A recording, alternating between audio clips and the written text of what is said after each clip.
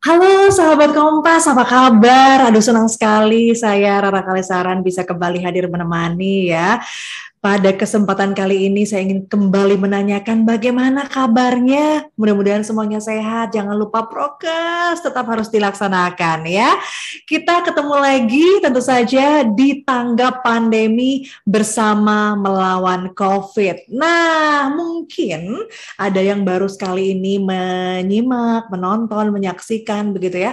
Apa sih Rara tanggap pandemi itu? Jadi tanggap pandemi ini sahabat Kompas adalah program virtual atau program daring persembahan harian Kompas untuk membahas topik-topik dan juga isu-isu aktual dalam perspektif yang objektif. Nah, untuk edisi tanggap pandemi kali ini spesial sekali karena menghadirkan perbincangan yang sangat spesial juga bersama dengan bintang tamu spesial saya hari ini ya. Judulnya, temanya adalah tantangan pengobatan ODHA di tengah pandemi. Baik, kalau begitu saya akan menyapa dulu untuk para narasumber yang sudah bergabung pada kesempatan kali ini bersama dengan saya ya. Sudah ada Mas Feral Yudhistira Prayoga SIKOM ya. Ini Mas Feral ini adalah relawan Yayasan AIDS Indonesia tahun 2015, kemudian merupakan juga staf koordinator campaign Yayasan AIDS Indonesia 2019. Hai Mas Feral, selamat Halo, siang. Hai, apa kabar? halo Mbak Dara. Alhamdulillah baik Mbak Dara. Sehat ya. Sehat, Terima Alhamdulillah kasih Mbak. loh sudah meluangkan waktu untuk ngobrol-ngobrol di tanggap pandemi bersama Harian Kompas kali ini. Dengan senang Kemudian hati Mbak Dara. juga, yes, Mas Feral, kita juga ditemani nih pada kesempatan kali ini ada Dr. Yudo Irawan, spesialis kulit dan kelamin yang bergabung juga bersama dengan kita. Dr. Yudo, apa kabar? Halo, selamat siang. Apa kabar? Alhamdulillah sehat, Mbak Rara. Sehat ya, baik. Terima kasih nih. Wah, ini merah-merah kompak ya. Janjian ya. Iya, Semangat ya kita untuk Semangat, berbincang semangat. bersama selama kurang lebih 1 jam ke depan. Nah, tapi sebelumnya saya juga mau mengingatkan untuk sahabat Kompas semuanya bahwa memang ini dalam rangka peringatan Hari AIDS sedunia 2021. Temanya adalah akhiri ketimpangan, akhiri AIDS begitu ya. Masih dalam semangat untuk mengajak begitu ya, mengajak masyarakat untuk lebih berhati-hati demi mengakhiri HIV AIDS pada 2030 yang akan datang. Padahal belum usainya COVID-19 ini masih menjadi tantangan ya, antara lain karena berpengaruh bahkan berakibat terganggunya pengobatan dan juga perawatan nih bagi ODHA begitu ya. Nah, nanti saya mungkin boleh dikoreksi nih, saya nyebutnya ODA atau ODHA nih.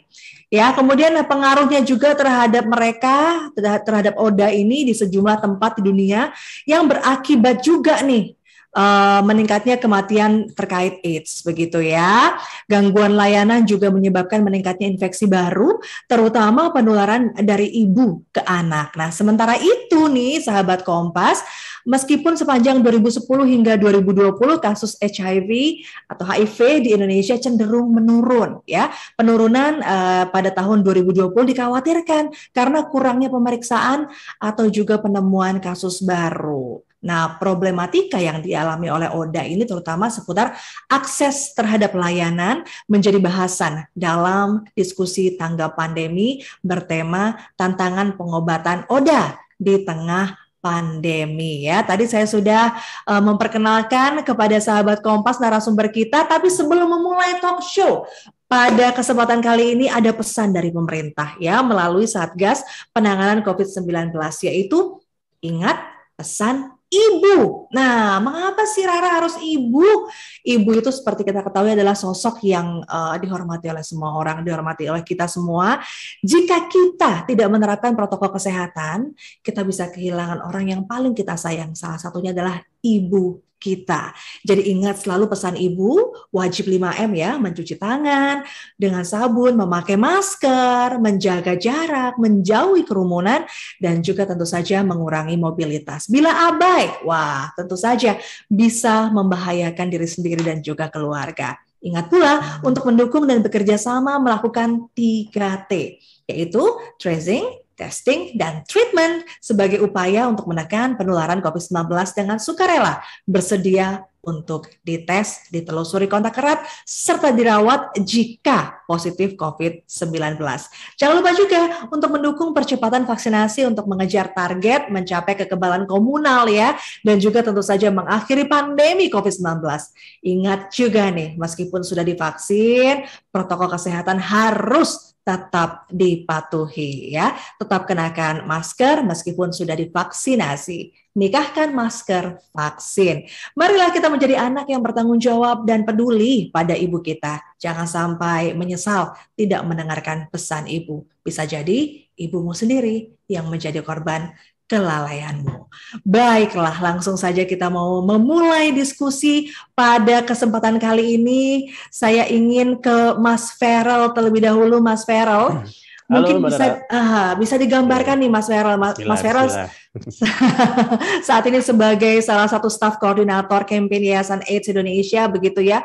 Bisa digambarkan nggak nih untuk sahabat Kompas seperti apa ini kondisi kasus terkini dari HIV AIDS di Indonesia? Tapi sebelumnya tadi saya benar nyebutnya ODA ya? Iya, orang dengan HIV AIDS. Atau orang juga dengan... bisa disebut ODIF sih Mbak, jadi orang dengan HIV positif, belum ke fase AIDS gitu. Oh, ODIF tuh juga ada orang dengan HIV positif begitu ya? Bisa dikatakan seperti itu.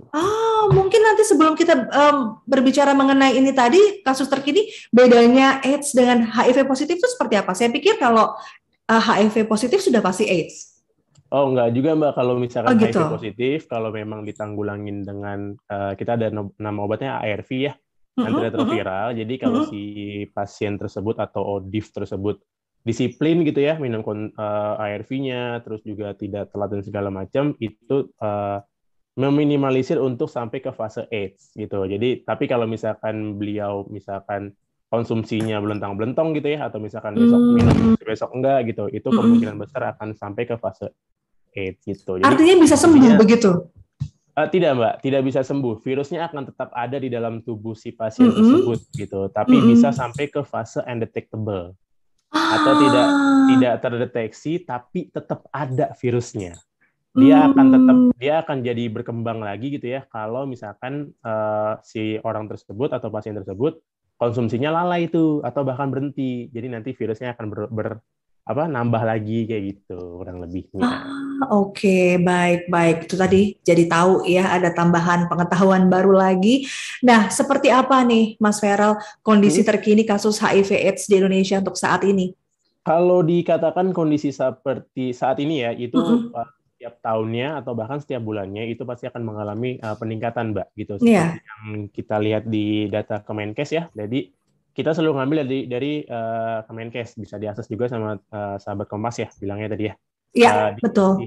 Si web Kemenkes gitu. Dan untuk saat ini gitu ya, itu dari 2005 yang didatakan sama Kemenkes sampai tahun 2021 yang saya catat ya, itu ada 436.000 jiwa, 948 kasus yang melaporkan dirinya, gitu ya. Yang melaporkan dirinya ini yang melaporkan dirinya ada 436.000 jiwa, itu yang hanya melaporkan. Nah, banyak juga teman-teman atau masyarakat yang di luar sana yang tidak mau melaporkan dirinya sebagai seorang ODIF ataupun ODA, Mbak. Iya. Misalkan contoh kayak misalkan saya nih gitu ya, saya buka diri gitu kan, Mbak saya ODIF loh gitu. Nah, takutnya kalau saya nggak buka diri, Mbak Rara tuh nggak mau tuh temenan sama saya tuh kayak gitu. Atau misalkan Dokter Yudo pun misalkan ya nggak mau tuh kayak misalkan main bareng saya, misalkan kita main bola atau main basket gitu karena saya positif HIV kayak gitu. Jadi daripada saya kehilangan teman atau pekerjaan atau kesempatan, lebih baik saya memendamkan diri gitu. Nah, untuk kasusnya itu HIV di 436.000 jiwa dan AIDS-nya itu di 132.955 jiwa. Itu yang terdeteksi ya, Mbak, lagi-lagi. Itu hingga 2020 ya, Mas? 2021 kuartal kedua, Mbak. 2021 kuartal 2. Bulan apa ya kemarin? September apa Oktober gitu, aku lupa deh di data kasusnya gitu. Karena kan Kemenkes selalu ngambil kan per kuartal tuh, Mbak. Per triwulan biasanya. Entah 3 bulan. Triwulan. Gitu. Juli ya, mungkin ya Juni-Juli ya. Gitu, cuman terkadang Kemenkes juga merapel semuanya gitu loh Mbak, mungkin karena fokusnya lagi kemana gitu kan, jadi dirapel per kadang 6 bulan kayak gitu-gitu. Oke. Kurang lebih seperti itu. Dan itu perlu diketahui itu adalah jumlah kasus yang melaporkan dirinya, Mbak. Gitu. Oke. Sedangkan yang tidak melaporkan dirinya atau bahkan tidak tahu itu pasti lebih banyak dibandingkan yang sudah tahu dan mau melaporkan. Mhm. Gitu. Oke, ternyata memang harus melaporkan begitu ya agar juga terdata. Kalau Mm-mm. mereka yang tidak melaporkan itu tadi seperti yang Mas Ferry katakan bisa jadi karena mereka takut tidak mempunyai teman atau juga Betul, malu begitu betul, ya. betul. Mereka jadi tidak bisa mengikuti pergaulan seperti biasanya.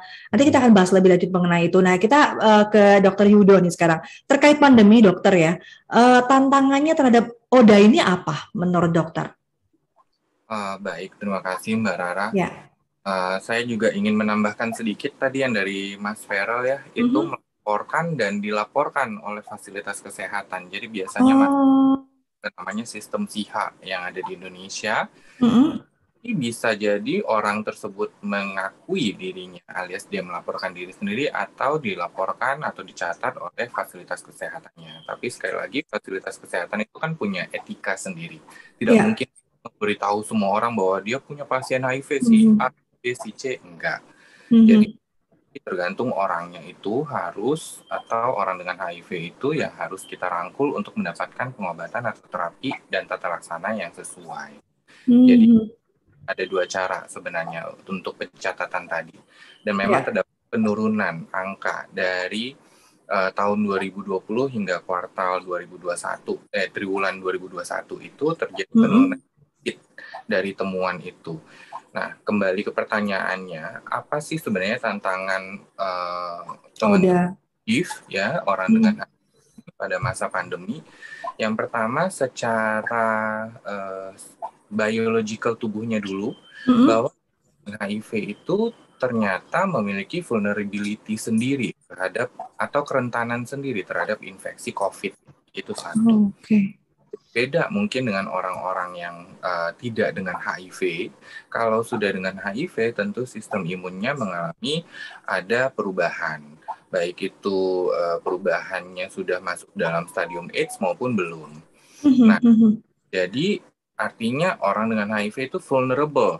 Jadi jangan ditakuti, justru harusnya orang dengan HIV itu yang takut keluar, takut bersentuhan, takut ketemu orang itu gitu. Jadi harusnya populasi seperti populasi kunci inilah yang lebih dilindungi. Mhm. Kemudian kalau misalnya terkena atau terinfeksi COVID, orang dengan HIV tadi, Ya. terinfeksi COVID, kemungkinan meninggalnya itu lebih tinggi dibandingkan orang tanpa HIV. Bahkan Mhm. di Eropa disebutkan kematiannya bisa 2 kali lipat lebih tinggi dibandingkan Oh. HIV. Kalau di Afrika sendiri itu 3 kali lipat kematian orang dengan HIV dan COVID. Begitu. Mhm. Mhm. Hmm, Artinya ini merupakan salah satu komorbid ya, dokter? betul, ditambah lagi Oke. komorbid yang lain ya, karena kita Mhm. tahu HIV itu adalah virus yang dapat menyerang banyak sekali organ di tubuh kita, banyak sekali sistem di tubuh kita yang bisa dirusak oleh virus itu. Terutama kalau Oh. belum ditekan dengan pengobatan yang baik, begitu. Jadi artinya orang dengan HIV itu sangat rentan juga punya komorbid yang banyak atau yang lain. Ditambah dia COVID, ya jadinya nanti lebih rentan dengan adanya angka kasus kematian yang lebih tinggi. Dan Mhm. terkait tentunya akses. Kalau terjadi lockdown, terjadi penyekatan, tentunya Ya. akses terhadap berobat, memeriksa itu juga lebih rendah dibandingkan tanpa adanya lockdown atau penyekatan itu. Mungkin kira-kira secara generalnya seperti itu. Baik, dokter. Nah, ini sama nih kaitannya nih. Saya mau ke Mas Feral. Sama juga terkait pandemi. Lalu apa tantangan ODA? Kalau tadi tantangan ODA secara general begitu ya. Nah, ini tantangan ODA menyangkut ODA dan ODIF begitu ya, menyangkut akses layanan pengobatan dan juga perawatan nih, Mas Feral. Iya, kalau ditanya apa namanya kendala buat perawatan dan pengobatan ya itu pasti ada sih Mbak gitu kan. Karena Mhm. kayaknya kalau bicara COVID semua aspek tuh kena tuh Mbak. Jadi bukan hanya yang esensial ataupun non esensial ya aku pikir semua kena gitu kan. Nah, mungkin tadi udah singgung sedikit sama Dokter Yudo dan pernah juga kita mendengar kayak ARV cukup langka gitu ya. Padahal kalau misalkan kita lihat, mungkin saja ARV-nya tidak langka, tapi siapa tahu pendistribusiannya karena ada penyekatan sana sini itu yang membuat jadi langka, Mbak, gitu. Aku pikir pemerintah juga akan melindungi setiap warganya gitu ya. Jadi buat obatnya aku pikir pun ada, cuman karena mungkin pendistribusiannya dan fokusnya lebih kepada COVID-19, jadi mungkin agak dinomor dua kan terlebih dahulu. Apalagi kalau misalkan kita lihat sebelum-sebelumnya itu banyak banget kan yang meninggal atau karena COVID gitu ya. Jadi mungkin fokusnya di situ dulu untuk menetralisir keadaan yang ada sampai baru akhirnya kita fokus lagi ke HIV. Kurang lebih seperti itu sih. Gitu. Dan lebih karena karena ada lockdown, ada PPKM di sana sini, jadi pendistribusian obat dan lain sebagainya yang menyulitkan. Gitu. Dan juga mungkin aku kejadian sendiri sih ya, mungkin salah anak saudaraku pun ada yang positif gitu ya, Dok, Mbak, gitu. Beliau pada saat itu sempat sedikit bisa dikatakan unfall gitu ya, nggak tahu apa yang salah sama dirinya beliau gitu ya. Dan ya lagi-lagi kesulitannya sama seperti yang dirasakan teman-teman dari pasien COVID gitu ya, ataupun pasien yang lainnya. Ya kita kesulitan untuk mendapatkan ruangan sudah pasti gitu ya. Terus juga kita kesulitan untuk mendapatkan kapan nih saya bisa ditanganin kayak gitu. Intinya ya paling dokter hanya bisa kasih kayak konsultasi doang gitu kan, kayak ya harus begini. Tapi kalau untuk tindakan lanjutnya kayak misalkan harus diinpus atau segala macam, saya sempat mengalami kesulitan itu, Mbak. Dan dari dia unfall hari itu ya di hari ketiga atau hari keempat baru bisa dapat ruangan gitu. Nah mungkin itu pun yang mungkin bukan hanya terjadi di circle saya aja gitu, mungkin juga terjadi di circle teman-teman yang lainnya sih. Mungkin aku bisa sharingnya seperti itu sih, Mbak. Iya, Mas Feral. Mungkin juga karena memang kita sempat ada di masa memang mendapatkan tempat untuk dirawat pada masa COVID itu sulit begitu ya. Nah ini kita ingin tahu juga di pengalaman Dokter Yuda mungkin juga pernah mengalami atau juga menjadi salah satu perawat begitu ya, atau menangani pengobatan atau perawatan ODA. Tapi dalam situasi pandemi dan itu pengaruhnya apa terhadap layanan kepada mereka? Iya, baik. Memang kemarin kita bisa katakan kita sudah mengalami tsunami COVID ya pada waktu Juli itu ya. Juli, betul. Dan sebenarnya kan pandemi HIV ini sudah berjalan 40 tahun. Dan semua programnya itu sebenarnya lebih settle ya. Sampai sekarang belum bisa menghentikan secara total penularan dari HIV itu. Jadi ada tentu dari segala sesuatu yang sudah kita jalankan tuh ada yang bisa kita pelajari, ada yang bisa kita petik hikmahnya. Mungkin apa inovasi untuk menangani pandemi COVID ini yang bisa mengikuti program-program dari untuk menangani pandemi HIV, misalnya vaksin, kemudian juga bahkan vaksin COVID itu dikembangkan juga awalnya salah satunya ya dari vaksin HIV gitu. Oh begitu.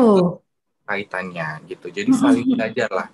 Adakah orang yang ready menghadapi pandemi COVID-19 ini kan nggak ada. Betul. HIV ini karena jalannya itu slow but sure, jadi dia pelan-pelan tapi total keseluruhan orang dengan HIV itu sudah sangat banyak sekali, berkali-kali lipat. Pandemi yang paling besar sekarang ya pandemi HIV ini gitu. Jadi ada yang bisa dipelajari, saling mempelajari. Nah, terkait dengan pengalaman saya sendiri memang pada waktu lockdown kemarin kebetulan karena obat-obatan fixed drugs kita itu yang dipakai untuk antiretroviral itu belum ada yang di Indonesia. Kebanyakan kita masuknya dari India. Nah, ketika India tsunami COVID itu putus stok ART itu. Jadi nggak ada obat yang bisa dimasukin. Teman-teman semua kelimpungan ya, teman-teman baik teman nakes maupun orang dengan HIV itu kelimpungan mencari obat-obatannya pada waktu itu gitu. Nah, itu akhirnya menelurkan inovasi baru bahwa akhirnya kita di Indonesia harus punya pabrik gitu. Mungkin bahannya dari luar negeri, tapi kita harus punya pabrik sendiri. Akhirnya itu sedang digodok juga di Kementerian kan lintas sektor tentunya ya. Kita juga sedang ikut kolaborasi itu dan mudah-mudahan dalam waktu dekat kita jadi punya pabrik sendiri. Wah, amin. Amin. Kalau masalah ruangan memang pada waktu tsunami COVID itu mau orang dengan HIV, mau orang non-HIV semua kesulitan ruangan. Betul. Nah, tentunya kita butuh perawatan yang ekstra untuk orang dengan HIV karena yang kita takutkan kan tadi ada komorbiditas tambahan yang seperti itu, dan tentu perlu isolasi khusus juga karena adanya komorbiditas tadi ya, bukan karena HIV-nya ya, karena komorbiditasnya. Tapi sekali lagi ada banyak pembelajaran yang kita petik dari semua yang terjadi pada saat ini, apa yang kita alami. Dan memang kejadian gitu, kita harus mengalami dulu baru belajar nyatanya seperti itu. Iya. Baik, aduh, kita tadi cukup mendengar kabar tidak enak di awal, tapi akhirnya ada sedikit harapan ya, bahwa kita bisa bisa memproduksi sendiri dalam negeri. Amin. Begitu ya untuk obat-obatnya. Mudah-mudahan segera ya dalam waktu dekat ya, Dokter Yudo ya.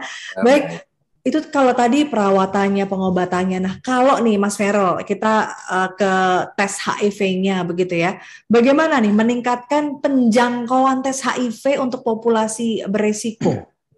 Sebenarnya kalau buat penjangkauan tes gitu ya, mungkin aku bicara bukan hanya kepada perilaku berisiko aja sih Mbak, atau populasi kunci tersebut gitu.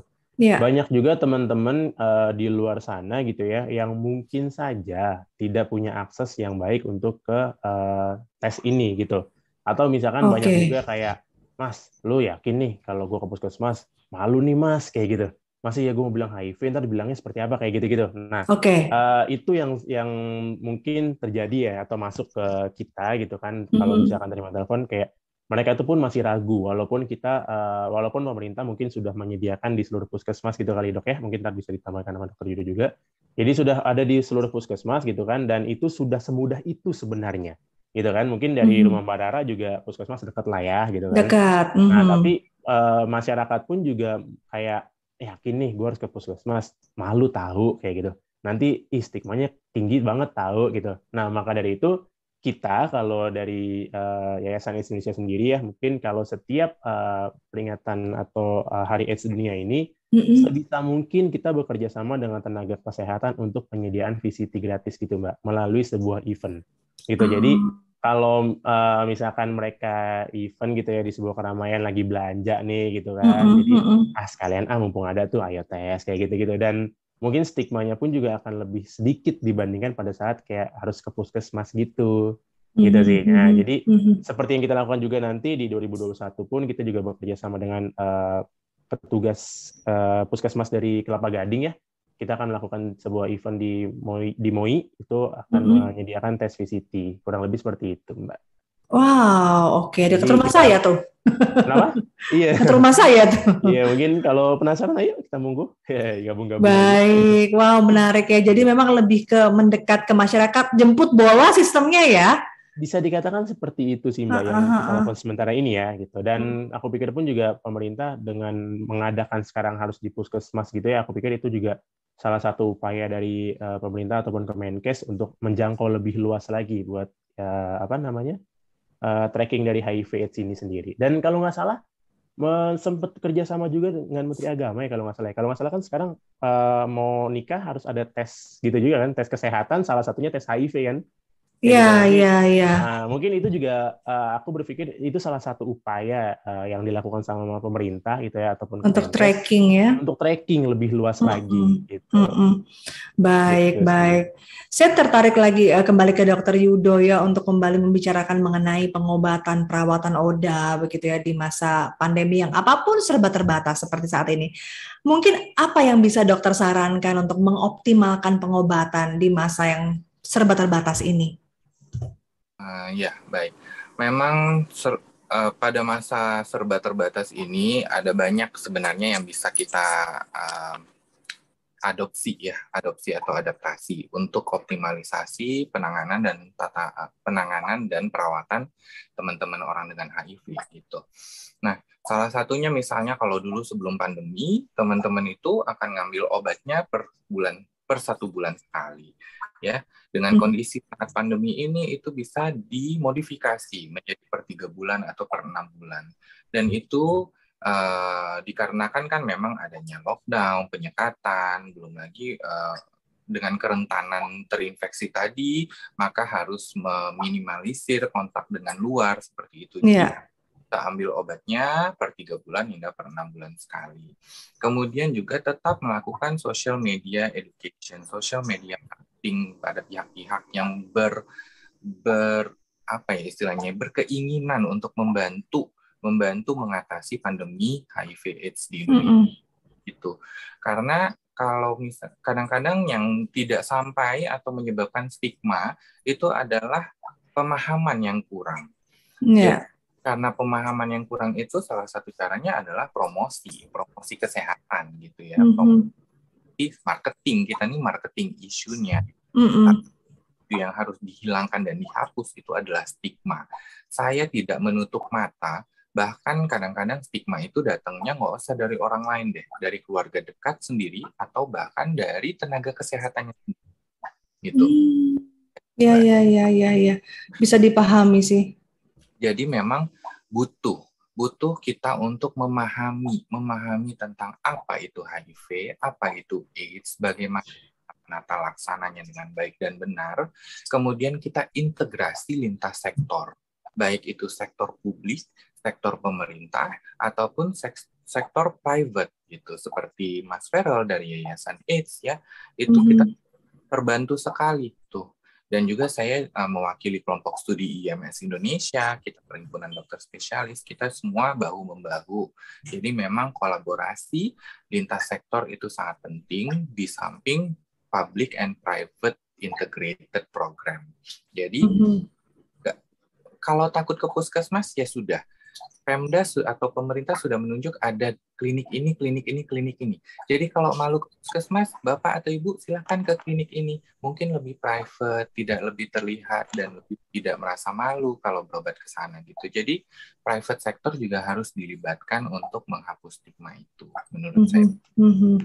Wow, baik. Mudah-mudahan ya, tapi dari kitanya juga sebagai orang-orang yang mungkin juga kita diberi anugerah begitu ya, sehat alhamdulillah begitu, untuk juga membantu masyarakat untuk mengurangi stigma-stigma yang kurang baik juga mengenai mereka. Nah ini Mas Feral yang sudah bertahun-tahun ada di Yayasan AIDS, mungkin bisa dijelaskan sejarah penanggulangan HIV/AIDS begitu ya di Indonesia dari tahun ke tahun. Kemudian sebenarnya posisi Indonesia ini dalam konteks global ini seperti apa, Mas Feral? Nah, kalau kita bicara sejarah ya mungkin kan bisa dikatakan dari setiap tahunnya ya pasti akan ada kayak mungkin tadi dokter juga bilang ya, ada inovasi dan kolaborasi yang berbeda-beda Mbak gitu ya. Jadi kayak kalau dulu mungkin kita door to door ke masyarakat gitu kan, ayo mau penyuluhan segala macam gitu ya. Sekarang kan kita lebih menggunakan daring gitu. Nah, jadi kalau misalkan ditanya bagaimana cara penanggulangannya, mungkin bisa dikatakan dari setiap tahun itu pasti berbeda. Kalau dulu mungkin kita masuk ke ranah yang perilaku berisiko gitu ya, misalkan kayak teman-teman di penjara kayak gitu, ataupun ya kita pernah melakukan itu, teman-teman di diskotik misalkan seperti itu ya. Nah, kalau sekarang kita lebih kepada usia-usia produktif gitu ya, usia produktif yang sekitaran 17 sampai sekitar 25 tahunan gitulah, yang secara data kasus juga cukup tinggi gitu. Sekarang lebih menyasar ke situ. Jadi kalau ditanya bagaimana perkembangannya atau penanggulangannya, pasti kita akan mengikuti tren atau mengikuti jam di mana sih yang lagi seksi pada saat itu, Mbak. Gitu loh. Jadi kita lebih fleksibel lah kalau untuk bicara penanggulangan HIV. Secara penanggulangan sendiri. Ya, oke. Gitu. Nah, kalau kita bicara posisi global ya, lagi-lagi aku belum mendapatkan data yang valid sih Mbak. Kalau misalkan mau bicara tentang posisinya saat ini gimana sih Indonesia gitu, apakah bisa dikatakan baik atau tidak gitu ya? Aku belum mendapatkan update data gitu ya. Cuman kalau misalkan bicara kepada saudaraku sendiri gitu ya, itu aku berpikir sudah cukup baik kok untuk penanganannya ataupun untuk akses obatnya gitu ya. Walaupun kemarin ada pandemi juga tetap dilayani dengan baik dan dicari solusinya seperti apa. Mungkin gitu. Baik. Kita sekarang bicara evaluasi ya, mungkin ke Dokter Yudo nih. Evaluasi menurut Dokter Yudo sendiri untuk penanggulangan atau penanganan HIV/AIDS di Indonesia sampai dengan saat ini seperti apa menurut dokter? Baik. Sebenarnya dari WHO, dari UNS itu sudah menerapkan adanya target triple zero istilahnya. Nah, triple zero itu dicapai dengan triple 90 ya, 90% orang mengetahui status HIV-nya, itu 90% yang pertama. Kemudian 90% yang kedua adalah orang yang sudah tahu statusnya itu minum obat teratur. Dan ketiga adalah 90% dari orang yang sudah minum obat teratur itu virusnya tersupresi sampai yang tadi kata Mas Vero undetected, sehingga dia kemampuan untuk menginfeksi orang lain yang belum HIV sangat sedikit, hampir 0% gitu.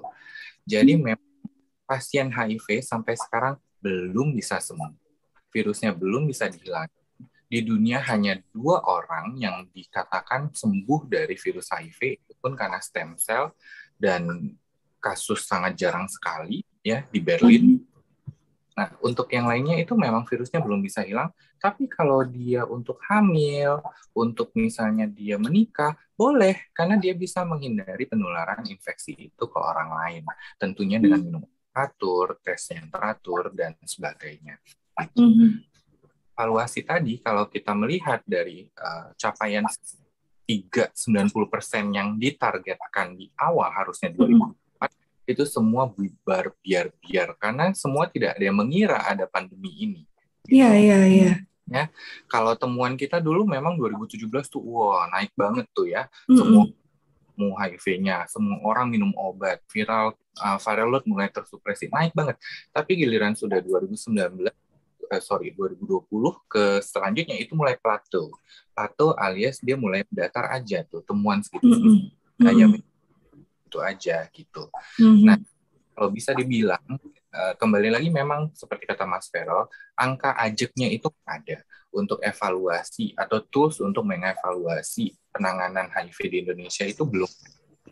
Yang ada itu hanya estimasi yang kita susun bersama dari rapat-rapat lintas sektor, atau estimasi yang dibuat dari perspektif komunitas sendiri. Yang pasti kita belum mencapai target, itu yang pasti. Triple 90 itu belum tercapai karena memang ya kondisi pandemi dan lain sebagainya, dan kita juga masih masuk negara berkembang ya, negara maju aja baru 19 yang sudah tercapai gitu. Nah, lagi ditambah pandemi, tapi kita mulai melihat ada secercah sinar di depan gitu, karena memang angka mulai optimis nih, kementerian kita nih mulai optimis untuk menerapkan target itu. Minimal kita dalam 2024 itu paling enggak 90, 60, 60. Itu target untuk 2024. Artinya sekarang kita belum mencapai 90, 60, 60%. Gitu. Itu untuk evaluasi. Dengan segala macam tantangan, kita selalu mengadakan kolaborasi ulang, macam untuk seperti kata Mas Vero, mencari solusinya. Alhamdulillah melihat ada apresiasi dan support yang cukup tinggi ya dari pemerintah baik pusat maupun daerah untuk pandemi HIV ini. Oke. Mungkin Mas Vero ada tambahan atau tanggapan dari yang disampaikan dokter, mungkin mengenai kendala utama masyarakat begitu ya, dan juga pemerintah dalam penanggulangan HIV/AIDS begini di masa pandemi. Kalau kendala, mungkin tadi Dokter Yuda juga sempat menyinggung ya, masalah nggak semua orang tahu informasinya gitu kan, bahkan ada stigma juga yang ditimbulkan sama tenaga kesehatan itu sendiri, yang aku berpikir mungkin saja tenaga kesehatan itu informasinya pun belum 100% dia dapatkan gitu. Nah, berarti kan penanggulangan ini akan efektif kalau semua sudah terdapatkan informasi yang baik, gitu ya. Kita bicara bukan masalah di pandemi aja, jangankan di masa pandemi ya, sebelum pandemi aja tuh kalau kita mau masuk ke sekolah-sekolah nih Mbak, Bapak, saya lakukan penyuluhan ya di kelas 2 SMP deh gitu, atau nggak di kelas 3-nya gitu. Nanti pasti si Bapak itu akan bertanya, kenapa harus melakukan penyuluhan Mas gitu? Kita saat ini belum butuh. Nah, kan gitu loh. Saat ini belum butuh, terus juga nanti Mas ngajarin seks ya. Kayak gitu-gitu. Jadi itulah yang mungkin persepsi-persepsi seperti itu yang akhirnya membatasi kita untuk memberikan penyuluhan atau informasi ke usia produktif itu, Mbak. Gitu. Dan apa ya itu istilahnya kalau kita menyebutnya persepsi apa ya? Stigma ya tadi tabu kali atau ya persepsi tabu gitu ya. Terus stigma di masyarakat yang masih beredar ini kurang baik begitu ya mengenai penyuluhan. kita bicara, oke, saya mau penyuluhan HIV/AIDS nih, misalkan di rumah ibadah ya gitu, misalkan di gereja ataupun di masjid gitu ya. Nanti pesantren gitu ya. Gitu. Nanti pasti akan beranggapan kayak, wah, mau ngomongin seks ya Mas ya, jangan ya Mas, kita belum butuh gitu. Nah, belum butuhnya ini kan berarti kan menurut mereka ada batasannya lagi gitu kan, gitu loh. Nah itu mungkin yang pertama. Yang kedua, kalau kita bicara HIV/AIDS, mungkin kalau di media ada nilai beritanya gitu kali Mbak ya, itu hanya booming atau mulai sadar itu kalau aku pribadi ya di bulan-bulan yang sudah dekati Hari AIDS Sedunia, Mbak. September, Oktober, November, Desember, kita akan bicara HIV/AIDS. Tapi pada saat Januari, Februari, Maret, gitu ya, mungkin kayak tadi Dokter Yudo bilang gitu kan, pada saat sudah naik, terus tiba-tiba rata. Bukan rata lagi, bahkan turun gitu. Kita akan sangat sulit buat mendapatkan kayak, aduh jangan dulu deh Mas. Tapi kalau sekarang gitu, Mbak, saya mau dong penyuluhan di Kompas misalkan ya, atau misalkan penyuluhan di rumah Mbak nih gitu. Kita akan sangat welcome. Oh, ayo, boleh, karena lagi momentumnya nih, kayak gitu. Nah, mungkin kendala-kendala itulah yang kita dapatkan saat ini untuk AIDS, dan itu bukan hanya terjadi di masa pandemi saja, tapi di masa sebelum pandemi pun juga yang kita rasakan seperti itu, Mbak, kalau dari persepsi kita. Apalagi pandemi, walaupun secara online pun juga masih mengalami kesulitan ya, Mas Feral ya. Kalau online kan apalagi, Mbak, kita nggak bisa tahu nih apakah yang menonton kita gitu ya, nonton nggak sih, dengerin nggak sih, siapa tahu dia matiin kamera entah lagi makan, entah lagi bagaimana gitu. Sekalipun dia nyalain kamera juga fokus nggak sih dia, kayak gitu. Jadi itu juga menjadi salah satu faktor yang menghambat kita untuk penyampaian materi itu sih, Mbak. Gitu. Baik, Mas Vera, nanti kita akan kembali ke Mas Vera sebagai penutup ya, bagaimana strategi kampanye penanggulangan HIV/AIDS yang tepat dan efektif. Mungkin nanti Mas Vera juga bisa berikan masukan kepada kita juga, mungkin kan. Nah, ini ke Dr. Yudo sekali lagi mungkin juga bisa berikan tanggapan terkait tadi ya. Apa yang sebenarnya harus dilakukan begitu, Dok, dalam memaksimalkan upaya pencegahan, penanggulangan HIV/AIDS, di mana tadi melawan stigma-stigma yang dokter sampaikan juga tadi. Baik, saya juga punya pengalaman pribadi ya, pernah seperti Mas Feral tadi, kalau kita mau ke sekolah tuh yang pertama bisa dapat penolakan gitu ya. Kalaupun diterima itu kasih pesan sponsor gitu, tolong dong tampilin foto-foto yang paling menyedihkan, yang paling kelihatan sakit banget orang dari HIV itu, yang paling parah gitu, supaya anak-anak itu takut gitu. Jadi itu justru akan sama seperti kalau kita sebagai orang tua ya memarahi seorang anak yang nakal gitu. Jadi kamu nanti disuntik loh sama Dokter Yudo gitu. Nanti anaknya akan jadi takut ke Dokter Yudo. Itu justru kita menanamkan stigma. Kita menanamkan stigma itu ke anak-anak sekolah. Bayangkan anak-anak usia segitu sudah ditanamkan bahkan oleh orang terdekatnya, dalam hal ini tanda kutip gurunya sendiri gitu ya. Jadi itu yang harus kita hilangkan.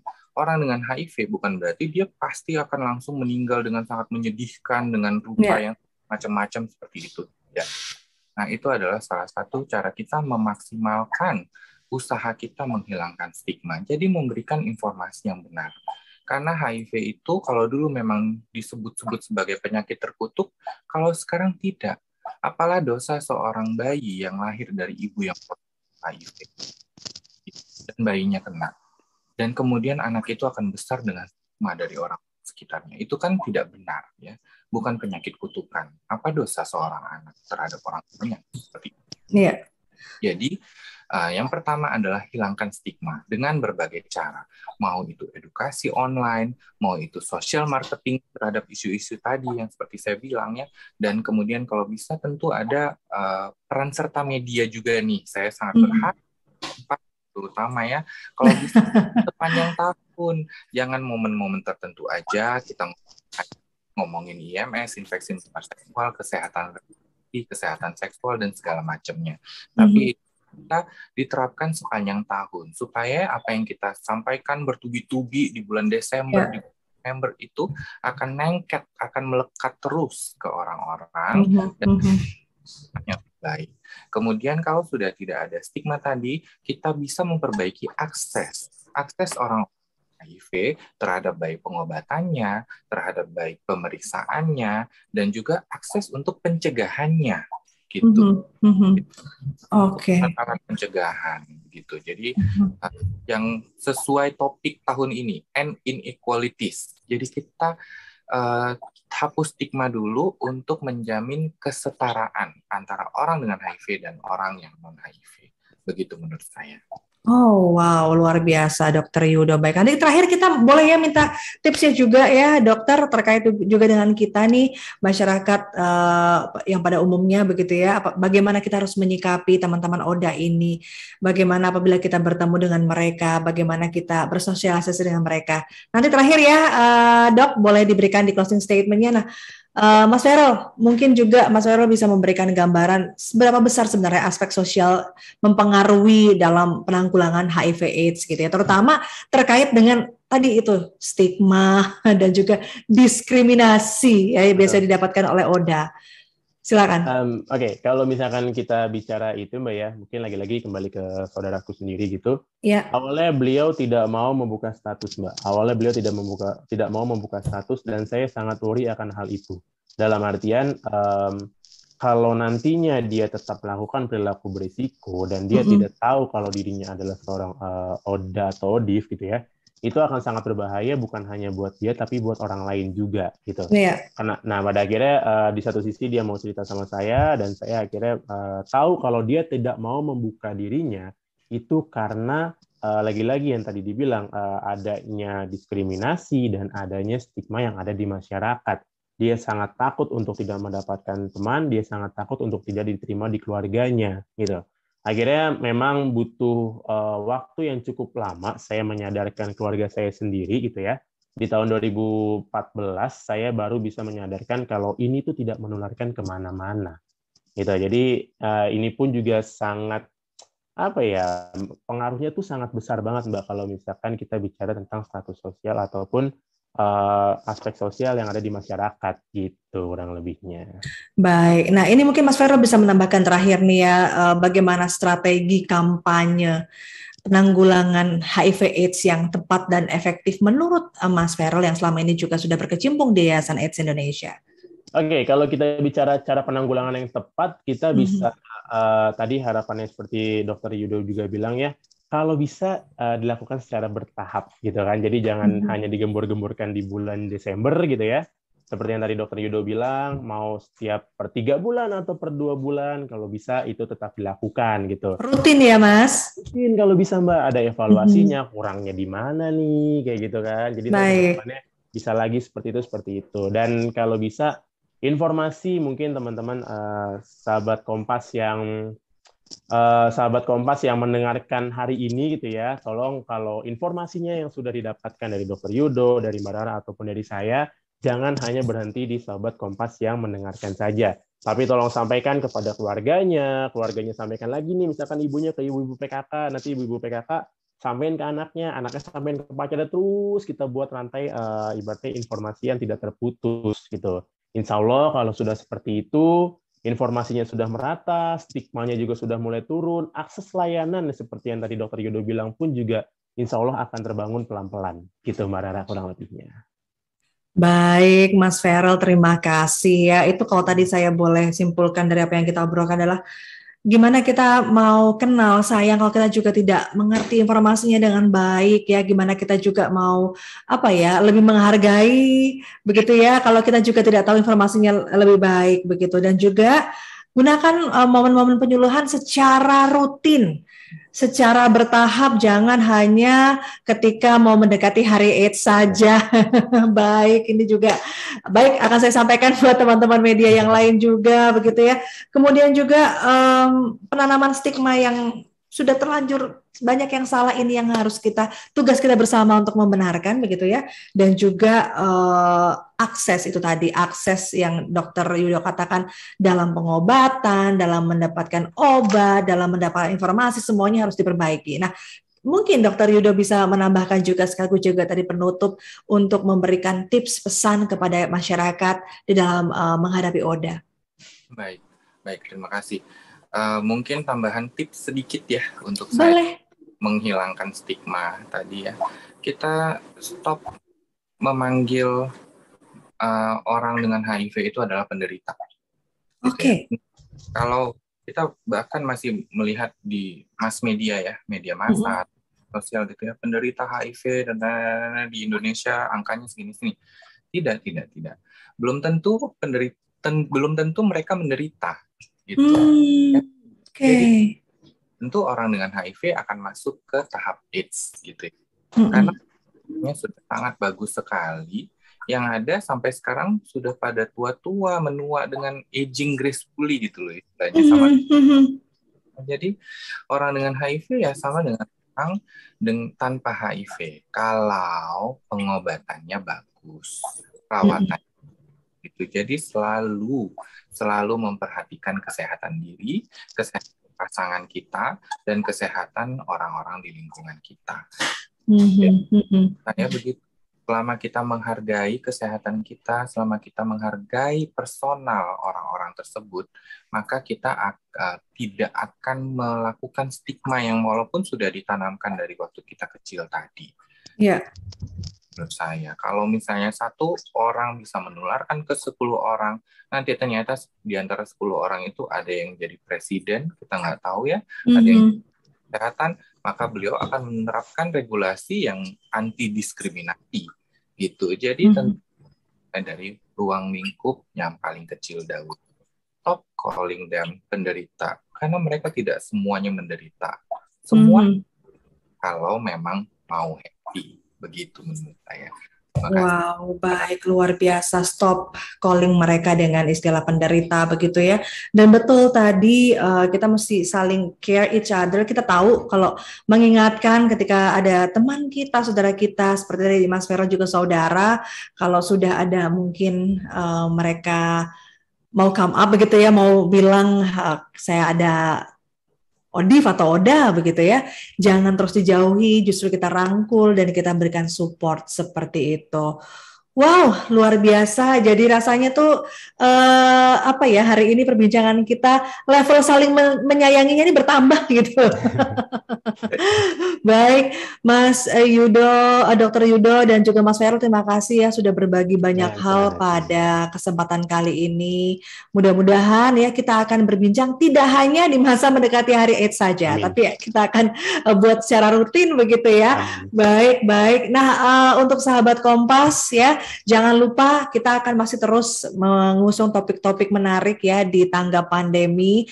Tentu saja terus ikuti. Nah, untuk berbagai informasi seputar COVID-19 juga jangan lupa bisa diikuti di Harian Kompas dan juga website kompas.id ya. Setiap hari Kompas ini menyajikan berita-berita terkini, artikel, tips, serta infografis, fakta dan data menarik tentang COVID-19. Dan sekali lagi ya, jangan lupa ingat pesan ibu ya, selalu melaksanakan protokol kesehatan 5M, mencuci tangan dengan sabun, memakai masker, menjaga jarak, menjauhi kerumunan, dan mengurangi mobilitas. Sekali lagi saya mengucapkan mewakili Harian Kompas ya, terima kasih kepada Mas Ferel Yudhistira Prayoga dan juga Dr. Yudo Irawan yang sudah bersedia untuk berbincang bersama pada kesempatan kali ini. Terima kasih untuk kebersamaannya, salam sehat semuanya, sampai jumpa di program Tangga Pandemi selanjutnya.